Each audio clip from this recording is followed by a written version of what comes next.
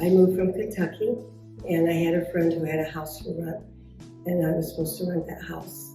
And when I got here with my special needs grandson, my pit bull, and my 2 kitty cats, there was no house to rent. So I called CAA in St. Vincent, Ryan, what do I do? Where do I go? And they sent me here. And they set my 26-foot U-Haul truck in the parking lot for 4 days, figuring out what to do with the dog and the cats and what we were gonna do. It was hard because I had a truck. That's all I had was a truck, no home for my grandson, no nothing. So they got us into the shelter. It wasn't what I expected. I'd never been in a shelter before. I just watched it on TV. It was hard. It was really a hard transition for me. Age-wise, it was hard because I was set. With my age, I was set in my ways. My attitude about a shelter was, not me, not doing it. I just said, God, I'm not going to a shelter. And he put me in a shelter. It was a good thing because it really humbled me, actually. Because there's really good people in here, you know, that just are down on their luck, things have happened. And you get attached to people. I've been here 7 months trying to get a home. It was a struggle, it was a fight because I needed a wheelchair for Chris, or a ramp for Chris and couldn't get one. I was filling out applications, after application, after application, running them in, still no luck. Adley started having me fill it out. I was mad, nobody else has to do it, why do I have to do it? And then one day, there were so many phone calls that I just didn't want to answer my phone anymore. That many phone calls were coming into us, you know. And at a coping skills meeting, we were talking, and I said about Adley that even though she was honest all the time, it was because she cared. Because we feel like that you guys don't care because we don't get our way, is what it is. But you guys do. And I said, just keep it up because she does care. So that's why she's pushing.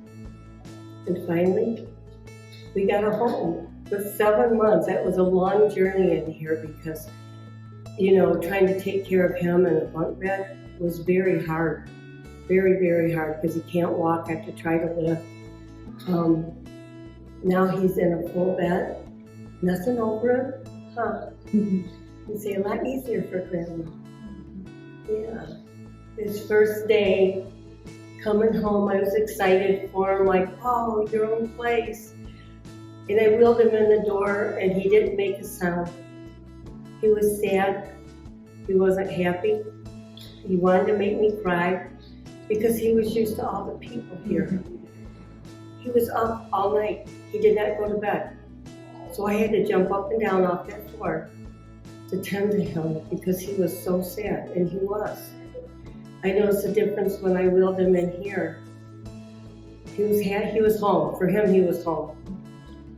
But he enjoys looking out. I have big windows, and he enjoys looking out those and watching the kids play basketball. And he got to sleep until 9 o'clock. He likes school. He loves when the bus comes. He's all excited, his arms are going. He comes home at night, all happy. He was smiling tonight coming home. They do a lot with him, and you know, he don't come home singing his ABCs and all of that, but he learns just some easy life skills. Wintertime, putting on your coat, hold it up and he'll put his arms in. He holds his arms up for you, things like that. Coping skills class, that was a good class. That helped me a lot because every day I wanted to move to a campground in a tent. And then one day I realized I wasn't saying that anymore. You know, that had gone away. because Leo told me that if I take him to a campground that they have to call CPS. So I beat you guys to it, I called them. I'm serious. And she's coming in the house tomorrow.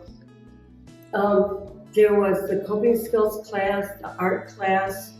I really like the MSU food class. I really wish they had that every week for a long time. That you guys really care about the people in the community. That it's not just come get in line and have some food. That you guys really care about them and the people and the clients in here. After I got over my attitude and I want it my way type thing. Okay, get the smell. There's hope here. That's a great sign that you put up out there because there's really hope.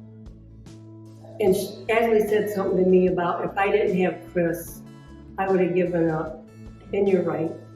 But we made it with your guys' help, with God's help. Well, he's tired. And you put a lot of work in too. You know, I love him very much, and there's nothing I wouldn't do for him.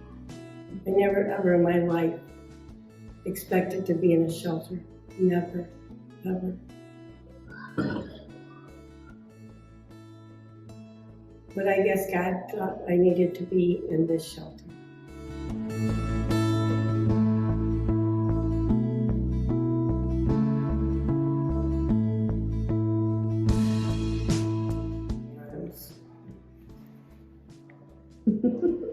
That's how long. Yeah, you're doing it all over the place. I know. They're doing a video, you don't want to be drooling. Get your girlfriend drooling. There you come.